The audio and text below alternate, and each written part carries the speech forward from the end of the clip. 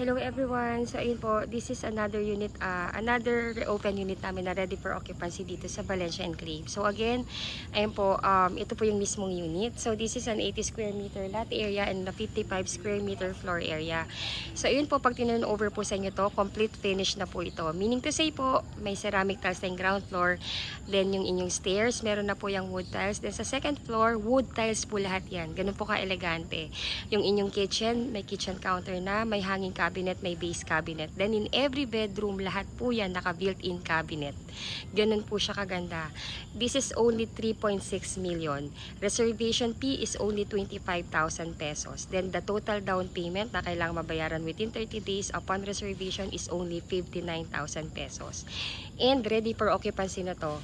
Ayun po. So kung yung 3.6 million sa iba ay bare townhouse, dito po duplex na may malaking lote na 80 square meter po.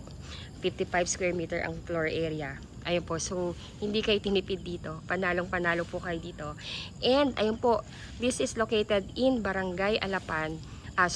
This is located in Barangay Pag-asa, Barangay Navarro, General Trias, Cavite. Ayun po, so kung you are looking for a prime location, ito po yung ating unit na hinahanap. So this is only 3 kilometers away sa tinatayong pinakamalaking SM sa buong Calabarzon, which is SM General Trias, Cavite. So if appraisal and value of property ang hinahanap ninyo, you can never go wrong dito sa amin sa Valencia Enclave. So ayun po, so if you're interested to reserve this unit, please let us know. Our number is already posted. Again, I'm Miss Say Caranza, licensed real estate broker, and I have one best agent na sumasagot din ng inyong mga inquiry, which is si Miss Ella de la Cruz. Our number is already posted. Kindly contact us. Ayun po, so ito po yung hatian ng ating lupa or ng ating property with our kapitbahay. So naka-cathedral window na po yan, kaya yung ventilation and yung light, natural light, napakaganda po kasi ang daming bintana.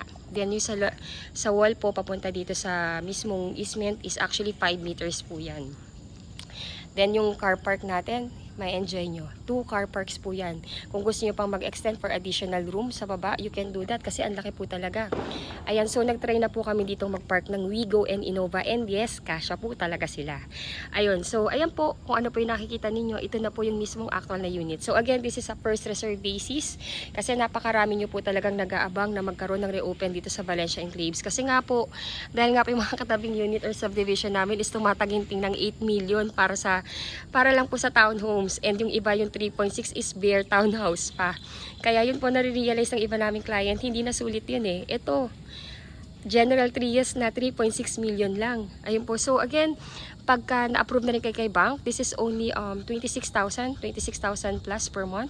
So ayun po, napaka-affordable pa rin po niya, and talaga naman sulit na sulit ang every peso na ibibili ninyo sa bahay na to. Kasi number one, lalo na sa mga OFW nating kababayan na yun nga, na si hubby nasa ibang bansa and the family, the wife is nandito sa Pilipinas, parang ang hassle na po, no, pag-iiwanan natin yung pamilya natin na hindi pa complete yung loob. At least ito yung interior kasi kumpleto na. Kumbaga po, bihis na.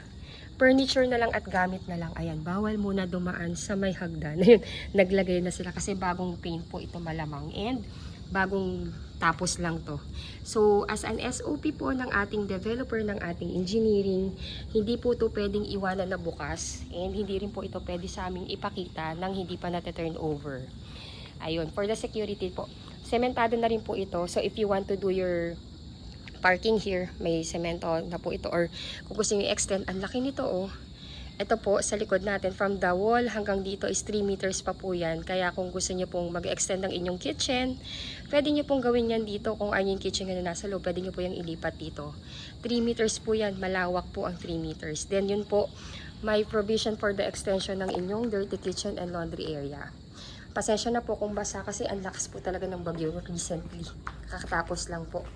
Kaya talagang pasensya na. Ayun po, so meron na siyang pictures. Ayan. So, ayan po. Ang ganda.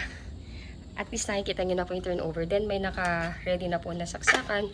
Then, yung loob, bagong-bago talaga. Ayun po. So, again, if you want to reserve the unit, all you need to do po is contact us through our Viber, WhatsApp, or Facebook.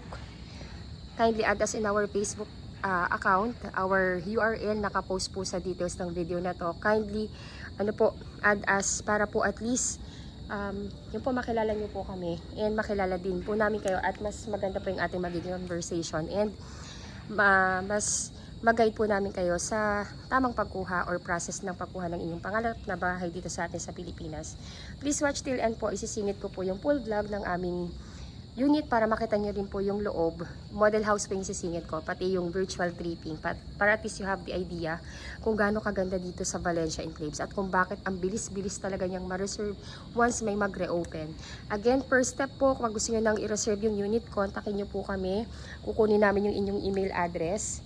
Isa-send po namin sa inyo yung reservation form. Then, pag na-fill up nyo na yung reservation form, pwede na po kayong mag-online reservation. Ibibigay po namin sa inyo yung bank account ng aming sales officer. And doon nyo po i-deposit yung 25,000 na reservation fee. Then, kindly send lang po sa akin yung screenshot ng inyong payment para ma-file din po and mabigyan tayo ng resibo. Then, yung complete list of requirements or documents, dapat ma-send po sana sa amin within 15 days para po ma-file kagad at mapa-approve sa bank financing. Ayun po, usually ang waiting period natin for the approval is 3 months.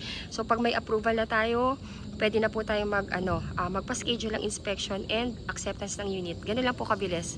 So ayun po, thank you so much for watching. Again, if you were new to my channel, please don't forget to subscribe and hit the bell button found at the lower right of this video screen. Thank you so much for watching and bless you all po. Bye po!